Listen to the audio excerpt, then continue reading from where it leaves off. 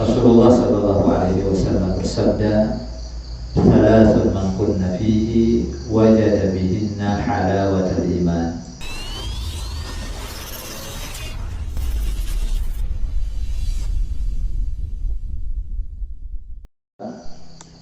Pada subuh ini Allah masih memberikan kesehatan dan kesempatan sehingga kita bisa menunaikan kewajiban kita, yaitu sholat subuh secara berjamaah. Kemudian salawat dan salam kita kirimkan kepada Nabiullah Muhammad Sallallahu Alaihi Wasallam. Mudah-mudahan kita semua tetap istiqamah, konsisten menjalankan ajaran-ajaran beliau sehingga kita selamat dunia dan selamat pula di akhir kemudian nanti. Amin ya rabbal alamin. Tema kajian kita pada subuh ini satu hadis Nabi Sallallahu Alaihi Wasallam yang sudah sering kita dengarkan, yaitu dari hadis Anas bin Malik radhiyallahu anhu. Ada dalam buku Sahih Muslim, Sahih Bukhari dan beberapa lainnya termasuk At-Tirmidzi. Rasulullah Sallallahu Alaihi Wasallam bersabda, "Thalathun man kunna fihi wajada bihinna halawatal iman." Ada 3 perkara siapapun yang melakukannya maka dia akan mendapatkan manisnya iman. Kalau dia lakukan 3 hal ini, maka dia akan mendapatkan manisnya iman. Ayyakuna Allahu wa rasuluhu ahabba ilaihi mimma siwahuma. Yang pertama, Allah dan Rasulnya paling dicintai melebihi yang lainnya. Jadi Allah dan Rasulnya adalah yang paling dia cintai melebihi keduanya, apapun itu. Yang kedua, wa ayyuhibbal mar'a la yuhibbuhu illa lillah. Dia mencintai seseorang, tetapi cintanya itu karena Allah Subhanahu wa ta'ala. Yang kedua, dia mencintai seseorang, cintanya itu karena Allah. Yang ketiga, wa an yukraha an yukdhaba bin nari, an yakraha an ya'uda ila al-kufri ba'da an anqadhahu Allah kama yakrahu an yukdhafa bin nar. Dia benci untuk kembali menjadi kafir setelah Allah selamatkan dan berikan hidayah kepada dia, sebagaimana dia tidak mau dan benci untuk dimasukkan ke dalam api neraka. Ma'asyiral muslimin wal muslimat, jamaah subuh yang dirahmati Allah Subhanahu wa taala. 3 hal ini siapapun yang melakukannya maka dia akan merasakan manisnya iman. Oh, iman itu ada manisnya, ada rasanya iman itu. Kalau dalam hadis ini dibahasakan dengan halawatul iman, manisnya iman. Kalau dalam hadis lain Rasulullah menjelaskan laka ta'amal iman, akan dia rasakan ta'amal iman, rasanya iman itu. Man radiya billahi rabban wa bil islami dinan wa bi muhammadin nabiyyan wa rasulah. Siapa yang ridha Allah menjadi Tuhannya, Islam sebagai agamanya, dan dia ridha Nabi Muhammad sebagai nabinya, maka dia akan merasakan rasanya iman itu. Oh, berarti memang iman itu punya rasa. Jadi kalau selama ini kita beriman kayak gersang, nah itu tidak begitu. Iman itu punya manis, punya rasa, dan rasanya itu menenangkan, menenteramkan karena manis. Nah, bagaimana caranya mendapatkan manisnya iman itu? Nah, 3 cara tadi. Walaupun ini para ulama mengatakan ada lainnya lagi, tetapi ini pokoknya yang disebutkan oleh Nabi. Pertama, mencintai Allah dan Rasulnya di atas segalanya. Jadi Allah itu nomor 1, Rasulullah itu nomor 1. Karena Allah dan Rasulullah paket mencintai Allah dan Rasulnya. Mencintai Allah berarti mencintai Rasulnya. Mencintai Rasulnya berarti mencintai Allah. Allah berfirman, "Qul in kuntum tuhibbunallaha fattabi'uni yuhibbukumullah." Ya. Katakan wahai Muhammad kepada mereka, kalau kalian cinta kepada saya, yaitu kepada Allah, maka ikuti Muhammad sallallahu alaihi wasallam. Ikuti saya, maka Allah akan cinta kepada kalian. Berarti satu set, satu paket. Tidak bisa kemudian kita mengatakan saya cinta Allah tapi tidak mencintai Rasul Muhammad. Tidak bisa juga kita mengatakan saya mencintai Muhammad tapi tidak dengan Allah Subhanahu wa ta'ala. Apakah Allah dan Rasulnya sama? Tidak sama. Tetapi perintah Allah mencintai mereka berdua. Perintah Nabi mencintai Allah dan Rasulnya, satu set. Karena Rasul adalah pembawa wahyu pesan-pesan ilahi kepada manusia. Jadi apapun yang dia ucapkan itu adalah dari Allah Subhanahu wa ta'ala. Wa ma yantiqu 'anil hawa in huwa illa wahyu yuha. Ma'asyiral muslimin yang dirahmati oleh Allah Subhanahu wa ta'ala. Berarti ini yang harus kita munculkan. Bagaimana Allah nomor satu, mengalahkan segalanya. Jadi memang betul Pak, kalau kita bekerja ikhlas karena Allah itu enak rasanya. Tapi kalau kita bekerja bukan karena Allah, tidak enak rasanya, capek, lelah. Nah ini bukti bahwa kalau kita lakukan karena Allah, cinta itu karena Allah, cinta kepada Allah di atas segalanya, maka semuanya menjadi nikmat. Itulah keikhlasan itu, menjadikan Allah dan Rasulnya menjadi nomor satu. Kalau tidak, maka kehancuran, kebinasaan. Kalau tidak, maka capek, lelah. Qul in kana aba'ukum wa abna'ukum wa ikhwanukum wa azwajukum wa 'ashiratukum wa amwalun iqtaraftumuha wa tijaratun takhshawna kasadaha wa masakin tardawnaha ahabba ilaykum minallahi wa rasulihi wa jihadin fi sabilihi fatarabbasu hatta ya'tiyallahu bi amri. Jadi kalau kehidupan dunia ini dengan segala yang ada dalamnya, bapak, ibu, anak-anak, keluarga, pekerjaan, bisnis, itu lebih dicintai dari Allah dan Rasulnya, maka tunggulah, Allah akan bikin pertimbangan, perhitungan dengan kita semua. Artinya memang tidak baik, tidak boleh. Jadi sebagai orang beriman, Allah dan Rasulnya adalah nomor satu. Nah, demikian juga pernah ditegur Umar bin Khattab kan, ketika Nabi mengatakan tidak beriman orang itu sampai dia mencintai saya melebihi yang lainnya. Maka Umar mendeklarasikan, mengumumkan, wahai Rasulullah, demi Allah saya mencintaimu melebihi yang lainnya kecuali diriku. Maka Rasulullah mengatakan, belum ya Umar, Anda belum beriman sampai kau mencintai saya melebihi dirimu sendiri. Maka kemudian Umar mengatakan, ya Rasulullah, saya mencintaimu melebihi diriku sendiri. Maka Nabi mengatakan, al-ana ya Umar, sekarang baru kau beriman. Sekarang baru kau dikatakan orang yang beriman. Jadi itu yang pertama, memang harus Allah dan Rasulnya nomor satu dalam segala hal. Nah ini kan nanti kalau dalam praktik kehidupan ya, kalau ada yang memanggil bersamaan dengan panggilannya Allah, ya Allah nomor satu.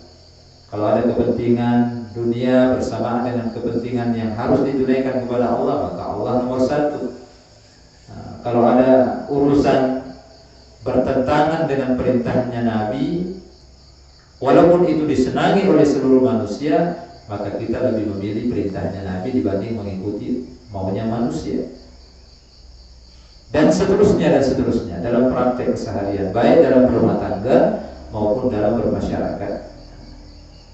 Bahkan kalau dalam agama kita, ya tidak ada ketaatan kepada manusia kalau itu memang bertentangan dengan perintah Allah Subhanahu wa ta'ala. Artinya, kalaupun ada perintah kepada kita, baik itu dari sahabat kita, kerabat kita, orang tua kita, atau bahkan bos kita sekalipun, memerintahkan kita kepada satu masalah, tapi itu bertentangan dengan Al-Quran, firman Allah, bertentangan dengan hadis Nabi, sabda-sabda Nabi, maka la ta'ata li makhluqin fi ma'siyatil khaliq. Tidak ada ketaatan kepada makhluk kalau itu dalam rangka maksiat kepada Allah Subhanahu wa taala.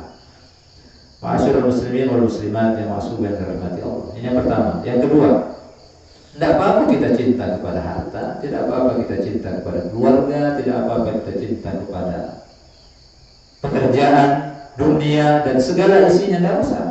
Itu cinta manusiawi, itu kita cinta. Zuyyina lin-nasi hubbus syahawati minan nisa'i wal banin dan seterusnya. Dibuat indah bagi manusia itu untuk mencintai wanita, anak-anak, harta, ya, dengan segala hal itu. Itu biasa, itu fitrawi, manusiawi. Tetapi supaya iman itu tetap ada rasanya, ayyuhibbal mar'a la yuhibbuhu illa lillah. Dia mencintai manusia, mencintai sesamanya, mencintai hartanya dan seterusnya. Tidak ada yang menggerakkannya untuk mencintainya kecuali karena Allah Subhanahu wa taala. Berarti bekerjalah karena Allah, carilah uang karena Allah, membinalah rumah tangga karena Allah, bersilaturahmilah karena Allah, lakukanlah perbuatan karena Allah. Itu yang akan membuat iman kita menjadi manis. Jadi tidak dilarang, silahkan. Tapi kaidahnya tadi ada halal, ada haram. Selama itu tidak bertentangan dengan agama, silahkan. Itu semua diperuntukkan untuk kita. Nah, dunia itu untuk manusia, untuk kita semuanya, makhluk Allah Subhanahu wa taala. Tapi lakukanlah karena Allah. Kalau kita lakukan karena Allah, selain iman kita bertambah, keikhlasan bertambah, kita dapat pahala. Jadi cari uang, lelah, capek, tapi dapat pahala. Orang cari uang, lelah, capek, tidak dapat apa-apa, hanya dapat uangnya saja. Berkeluarga karena Allah dapat pahala, berkeluarga bukan karena Allah tidak dapat pahala. Mencintai seseorang karena Allah dapat pahala, mencintai seseorang bukan karena Allah tidak dapat pahala. Jadi beda, makanya ada rasa. Kalau pun nanti gagal di tengah jalan, ya kan saya lakukan karena Allah, bukan karena yang lain. Kalau karena Allah, ya Allah menentukan, Allah meridhoi. Allah tidak berikan saya hasil, tapi dia ridho, itu yang saya inginkan, bukan hasilnya kan. Saya bekerja cari uang, pagi, siang, sore, malam, hasilnya tidak ada, tapi saya kerja karena Allah, saya menjadi tenang. Tapi kalau saya kerja pagi, siang, sore, malam cari uang karena uang, bukan karena Allah, tidak dapat, jadi pusing, jadi sedih. Makanya itu ada rasa iman itu ketika kita lakukan karena Allah Subhanahu wa taala. Ma'asyiral muslimin yang dirahmati Allah, inilah keikhlasan sebenarnya. Di sini inti keikhlasannya. Berbuat karena Allah dalam segala hal, apalagi dalam urusan ibadah. Dalam urusan cinta kepada manusia saja karena Allah, apalagi karena memang dalam urusan sujud, ruku, dalam urusan ibadah mahdhah yang telah diatur dalam agama kita, ya harus karena Allah. Kalau tidak maka tidak ada nilai. Yang ketiga terakhir, hadirin hadirat yang masuk yang dirahmati Allah Subhanahu wa taala, dia benci. Oh, berarti iman itu ada rasa manisnya itu akan didapatkan kalau kita cinta karena Allah, mencintai Allah dan Rasulnya melebihi dari segalanya. Yang kedua, benci, cinta dan benci. Bencinya apa yang dia benci, apa yang dia tidak senangi. Benci untuk keluar dari agama setelah Allah beri hidayah kepadanya, sebagaimana dia tidak senang dimasukkan ke neraka. Ma'asyiral muslimin yang dirahmati oleh Allah Subhanahu wa taala, berarti iman ini akan terasa ketika kita mempertahankannya dengan baik. Kita betul-betul merawat hidayah ini dengan baik. Kita pupuk, kita terus kembangkan, kita terus tingkatkan ketakwaan ini. Disitulah inti keimanan itu. Disitulah rasa manisnya iman itu. Jadi setelah Allah berikan hidayah kepada kita rawat, kita pelihara, kita jaga betul-betul. Takut kita jangan sampai menjadi murtad, jangan sampai keluar dari agama. Sebagaimana takutnya kita masuk neraka. Maka disitulah kemudian iman itu akan terasa manisnya. Jalan kemanapun, bekerja dimanapun, ya Allah jangan sampai apa yang saya kerjakan itu haram, saya takut masuk neraka. Ada rem. Jadi iman terasa. Berbuat, bertindak, ya Allah jangan sampai salah, saya takut masuk neraka. dia rawat terus. Nah, itulah yang akan mengontrol imannya itu. Jadi terasa manis. Ada rasa manis itu. Makanya orang-orang yang dapat hidayah, orang melihat dia capek, datang ke masjid sholat berjamaah setiap hari capek, tapi bagi dia tidak, itu manis. Bagi orang dapat hidayah, menutup aurat, orang lihat panas, gerah, tetapi bagi dia itu adalah manis. Dia lakukan, tidak ada rasa lelah. Kenapa? Dia takut masuk neraka. Lebih baik saya capek di dunia, lebih baik saya lelah di dunia, lebih baik saya kemudian berkorban di dunia daripada di akhirat saya masuk neraka. Nah, itu yang ada di pikirannya. Makanya mereka itu tidak pernah capek, tidak pernah lelah dalam berbuat, terus menjaga keimanannya, karena dia takut masuk neraka. Nah, masyarakat muslimin yang dirahmati oleh Allah, kalau ini kita praktekkan dalam praktek kehidupan kita, sebagai apapun kita, takut masuk neraka, akan ada rem. Nah, saya takut dihukum, takut ditilang, takut ditangkap, takut KPK, takut siapapun, kan sudah tidak berani kita bekerja, tidak berani kita korupsi, tidak berani kita kemudian melakukan tindakan-tindakan anarkis, melanggar hukum. Ini baru manusia, baru duniawi. Tapi kalau ada dalam perasaan kita takut neraka Allah Subhanahu wa taala, yang mana lebih dahsyat siksaannya dibanding dunia, yang mana persidangannya tidak mungkin bisa disogok lagi, persidangannya tidak mungkin bisa dibeli, dibayar, maka otomatis akan banyak perubahan dalam hidup itu. Otomatis akan mengerem, tidak berani bertindak kalau memang itu adalah melanggar. Kalau memang itu kezaliman kepada Allah, kezaliman kepada manusia, tidak akan dia lakukan. Kalau memang itu menjadikan Allah murka, tidak akan dia lakukan. Dan Allah murka kepada hal-hal yang di mata manusia itu tidak baik. Innama harrama rabbi al-fawahish. Yang diharamkan oleh Allah itu hal-hal yang tidak baik. Ma zahara minha wa ma batan, nampak maupun tidak nampak. Jadi kalau kita meninggalkan perkara yang dilarang oleh Allah, memang itu tidak disukai juga oleh manusia. Siapa yang suka mencuri? Manusia tidak suka mencuri. Siapa yang suka berzina? Allah tidak suka berzina. Manusia pun tidak suka berzina sebenarnya. Minum minuman khamr tidak suka. Menzalimi, membunuh tidak suka. Allah sukanya apa? Keadilan, amanah, tentram, teratur, rapi, indah, bersih, berdisiplin, taat. Juga manusia suka sama itu. Nah, masyarakat muslimin yang dirahmati oleh Allah Subhanahu wa taala. Jadi tiga hal ini kalau kita praktekkan, maka kita akan merasakan manisnya iman. Yang mungkin saja selama ini kita belum merasakan itu, masih jauh dari rasa manis iman itu, gersam perasaan iman itu. Ya, coba kita tingkatkan cinta kita kepada Allah dan Rasulnya. Semua perbuatan kita lakukan karena Allah Subhanahu wa taala, karena itu adalah keikhlasan. Kemudian coba pikirkan tentang neraka, tinggalkan sesuatu karena takut dari neraka, karena Allah memerintahkan seperti itu, Nabi memerintahkan seperti itu, maka insya Allah semua akan terasa. Keimanan itu akan ada rasanya, yaitu manisnya iman. Ya, demikian hadirin hadirat tausiah kita pada subuh hari ini. Semoga bermanfaat bagi kita semua, khususnya saya secara pribadi. Demikian, hadanallahu wa iyyakum ajma'in. Assalamualaikum warahmatullahi wabarakatuh. Bismillahirrahmanirrahim. Barakallahu fi buat dakwah channel atas kontribusinya untuk dakwah.